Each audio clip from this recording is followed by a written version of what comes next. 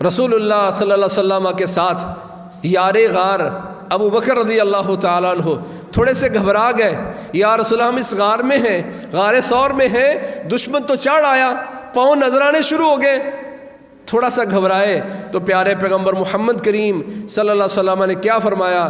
ما ظنک یا ابا بکر اثنین اللہ ثالثہما، ابو بکر کیا سوچ رہے ہو ان دو اشخاص کے بارے میں، اپنے اور میرے بارے میں یہ سوچ رہے ہو کہ شاید ہم پکڑے جائیں گے؟ لا تحزن ان اللہ معانا، گھبرانا نہیں ہے، اللہ ہمارے ساتھ ہے۔ اس موقع پر اپنے ابو بکر کو توکل سکھایا۔ فضیلت الشیخ مفتی عبداللطیف اسلامک اسکالر۔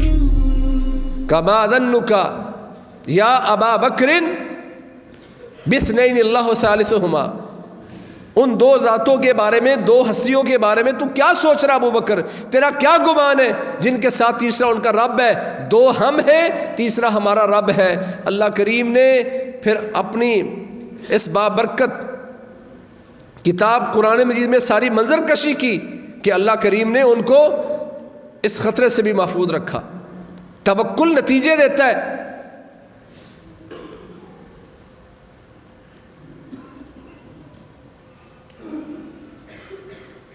غزوہ ذات رقاع کے موقع پر جب پیارے پیغمبر واپس آ رہے تھے، صحابہ سوئے ہوئے ہیں، پیارے پیغمبر بھی ایک درخت کے نیچے آرام فرما رہے ہیں کہ ایک عربی دشمن آیا اور اس نے پیارے پیغمبر کی تلوار بھی پکڑ لی اور تلوار نکال کے کھڑا ہے اور کہنے لگا اے اللہ کے نبی، اے محمد صلی اللہ علیہ وسلم، کون بچائے گا تجھے؟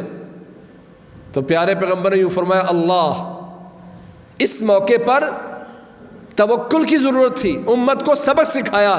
جب آپ بے بس ہو جائیں تو اس وقت وَمَن يَتَوَكَّلْ عَلَى اللَّهِ فَهُوَ حَسْبُهُ، جو اللہ پر بھروسہ کرتا ہے، اللہ پر توکل کرتا ہے، اللہ اس کو کافی ہو جاتا ہے۔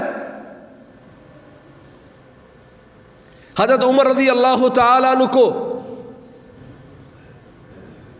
کوئی بھی کسی دوسرے علاقے سے کوئی خط لکھتا کہ ہم یہاں پریشان ہیں، یہاں حشرات الارض بہت تنگ کر رہے ہیں، یہاں موذی جانور بڑے ہیں، تو انہیں کہتے بھائی قرآن کی اس آیت کو بار بار پڑھا کرو، وَمَن يَتَوَكَّلْ عَلَى اللَّهِ فَهُوَ حَسْبُهُ۔ تم یہاں علاقوں میں آئے ہو، اللہ کے دین کی سربلندی کے لیے آئے ہو، اللہ پر بھروسے کرو، اللہ تمہیں کافی ہو جائے گا اور اللہ تعالیٰ ان چیزوں کو بھی تم سے دور کر دے گا۔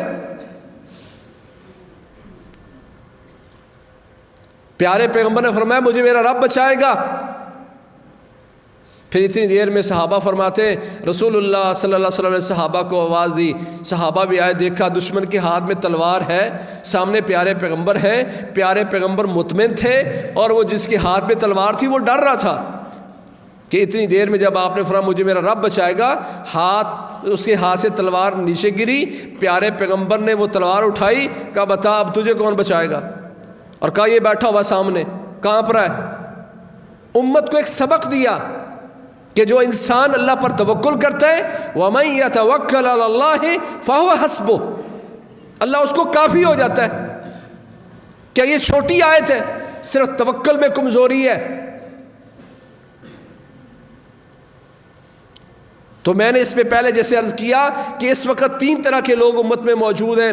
کچھ وہ ہیں وہ صرف ظاہری اسباب پر نگاہ رکھتے ہیں، مادہ پرست ہیں، وہ کہتے ہیں جو کریں گے محنت کریں گے کچھ ملے گا، اور اللہ پر کوئی بھروسہ نہیں رکھتے، اللہ پر کوئی یقین نہیں ہے، یا اللہ پر یقین ہے کم ہے لیکن ظاہری محنت پر زیادہ ہے۔ یہ انسان کا عقیدہ بھی خراب ہے۔ دوسرا وہ ہے جو کام کرتا ہی نہیں ہے، کہتا جو مقدر میں وہ مل کے رہنا ہے، اس کا عقیدہ بھی باطل ہے۔ تیسرا وہ انسان ہے جو اپنے اسباب پورے کرنے کے بعد، اپنے اونٹ کا گھٹنا باندھنے کے بعد پھر اللہ پہ توکل کرتا ہے، اسباب پورے کرتا ہے اور اس کا نتیجہ اللہ کے ذمہ کر دیتا ہے۔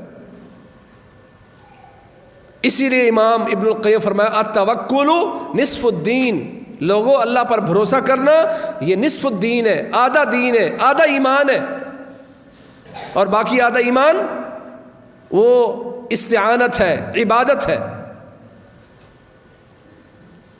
رسول اللہ صلی اللہ علیہ وسلم نے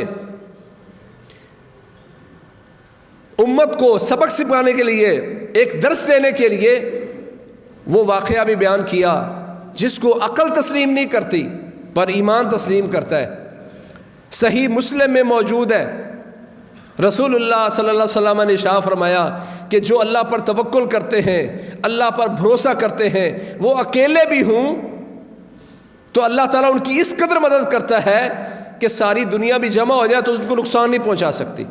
اور یہی عقیدہ رسول اللہ صلی اللہ علیہ وسلم نے اپنی امت کو بتایا. وَعَلَمْ أَنَّ الْأُمَّةَ لَوْ اجْتَمَعَتْ عَلَىٰ أَن يَنْفَعُوكَ بِشَيْءٍ لَمْ يَنْفَعُوكَ بِشَيْءٍ إِلَّا مَا قَدْ كَتَبَ اللَّهُ لَكَ وَلَوْ اجْتَمَعَ الْأُمَّةُ عَلَىٰ أَن يَضُرُّوكَ بِشَيْءٍ لَمْ يَضُرُّوكَ بِشَيْءٍ إِلَّا مَا قَدْ كَتَبَ اللَّهُ لَكَ. کہا یقین رکھو،